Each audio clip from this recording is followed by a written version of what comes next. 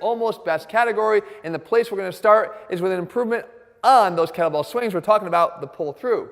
Now, once again, we have a ground-based exercise like the kettlebell swing, which I like, but we also get a chance to load this a little bit more heavily because we have the option to just move that pin up the weight stack more and more to accommodate our increasing strength gains and ultimately size gains. Now, I also like the fact that this is once again reinforcing all the good things about the swing through that hip hinge overload. And what's nice about this exercise is oftentimes for people, when you remove the speed component of the kettlebell swing, they have a much easier time getting to a good glute contraction, which ultimately is going to drive the hypertrophy you're looking for. So for me, the pull through gets the first green circle in the almost best category. To me, this next exercise is one that's way too often underutilized, but one that we use often with our athletes, and it's the dumbbell leaning forward step up. And what's great about this movement is you can easily load it depending upon the weight of the dumbbells that you grab. But what's nice is just by changing the orientation of your body prior to starting the exercise, you can shift the load more from the quads to the glutes and hamstrings. So we just assume this forward tilt of our torso before we start the ascent on every rep. So what this does is it just preloads the glutes. So now as I press down through my foot and drive myself up and get as close as I can to full hip extension, and I even have that good eccentric loading on the way back down again. I can train one leg at a time to overcome those muscle imbalances and weaknesses. It's going to get another green circle here in the almost best category.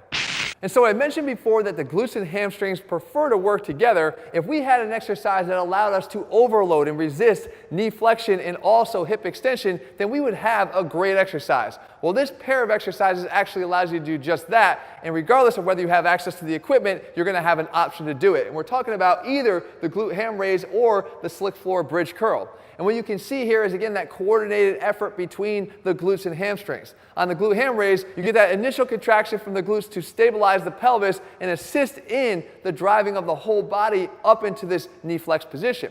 And of course, this is a tremendous overload on the hamstrings. And we could actually increase the load here as we want to by simply adding an additional plate if needed. But let's say you didn't have access to this machinery. Well, you could do what I always show here is the slick floor bridge curl.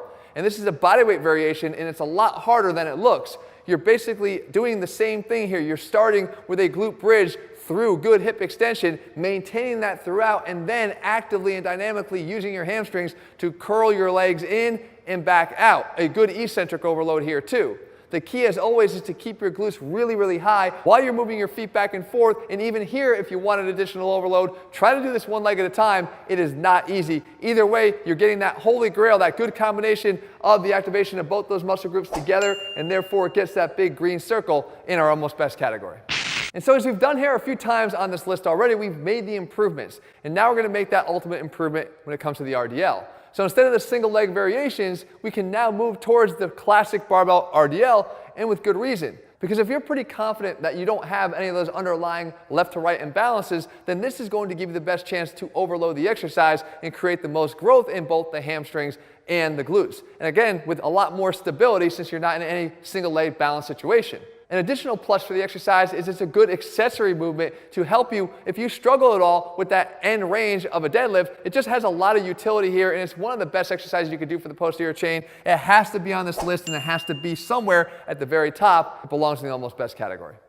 And so any good list of leg exercises wouldn't be good if it didn't have some variation of a squat on it. For us, it's going to be the low bar variation. And there's a reason for this, because it sets your body up to recruit the posterior chain muscles more effectively. By simply carrying the bar lower on those lower rear delts, you're going to have to pitch your torso forward at a bit of an angle. What this does, as I mentioned before, is it recruits those posterior chain muscles more effectively, and it carries through as you go down into the bottom portion of the squat, allowing you to more effectively drive out of the squat and also handle heavier loads. The progressive overload was never in doubt here, nor was its placement at some point on this list. Ultimately here, way up high, the low bar squat is going to be the last in the almost best category.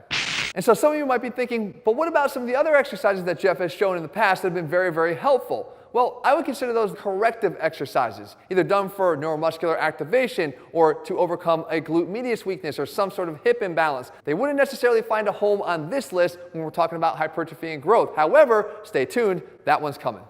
And so that leaves us with only one, and of course there can only be one when it comes to the best of the best. You weren't looking over my shoulder the whole time, were you? Well, whether it's a surprise or not, we're talking about the barbell hip thrust. And this exercise simply checks all the boxes when it comes to glute development. Yes, you can progressively overload it very easily. Yes, you can perform it safely, and yes, it's going to provide the muscle hypertrophy that you're looking for. Or as Jesse said, it's going to help you grow that juicy booty. Ooh la la. The reason why this exercise sits way up here at the top, even above our beloved squat, is because muscle activation studies will prove how much more superior this is when it comes to recruiting the glutes on any exercise. Throw in the fact that the resistance curve here is superior as well, ensuring that we have a heavy load placed on those glutes in peak contraction. Guys, this is just the best exercise when it comes to delivering the gains that you really want, and it also has those hamstring isometric benefits built in as well. This is going to get that green star as the best of the best in our glute exercise rankings. So if you're looking for quads, that's coming soon. If you're looking for a chest or shoulders ranked video, you can find them here. And also, if you're looking for a complete program, you can get them over at athleanx.com. Guys, click subscribe so you never miss a video when I put one out. See you soon.